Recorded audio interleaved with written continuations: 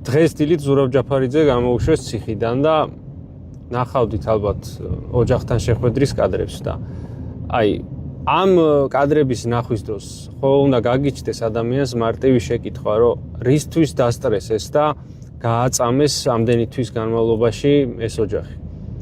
რისთვის იჯდა ეს ადამიანი ციხეში? კაი, იმის ციხეში ჯდომას და იქ ციხეში ჯდომა რომ თავისთავად დისკომფორტია რომ თავი დავანებოთ. აი ეს ოჯახი და ბავშვები რისთვის დასტრესეს და რისთვის გააწამეს? აი ეგ ხო არის მთავარი კითხვა.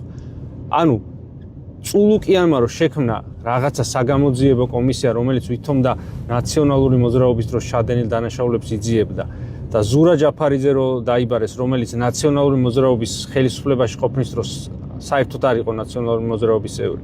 და უბრალოდ აი ამ კომისიაზე არ მისulis გამო რომ აგერ ერთი წელი ადამიანს ციხეში გაატარებინეს.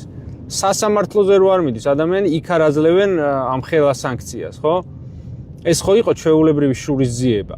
და ფეხებზე კიდიათ იმ ბავშვების ემოციებიც ამათ და იმათი გაჭირვებაც საერთოდ ფეხებზე კიდიათ. ეს არის ჩვეულებრივი შურისძიება და სადამსჯელო ღონისძიება ეს ყველაფერი. ციხიდან გამოშვების აი პროცედურაც კი აქციეს სადამსჯელო ღონისძიებად. ანუ 11-ზე გამოგიშვებთ უთხრეს და 8-ზე გამოაგდეს მოკლეკლავიანი მაისური ზამარა. რომ მათ შორის ესენი ხო რაღაცა იმ კარწინკებით აზროვნებენ და ის გემახსოვრებათ იქ მაცივარ და ტელევიზორი რო გამოატანინეს იმათ რომ მე ეს კარწინკა შეექმნათ და ეტრიალებინათ. აქ პირიქით ახლა ეს შეხვედრის და რაღაცა თბილი კადრები რო არ ყოფილიყო ციხესთან, ამიტომ რა ვქნათო და ადრე გამოაგდეს ციხიდან ადამიანი კაცშვილმა რო არ იცოდა და იქ რო არავინ დახვედროდა.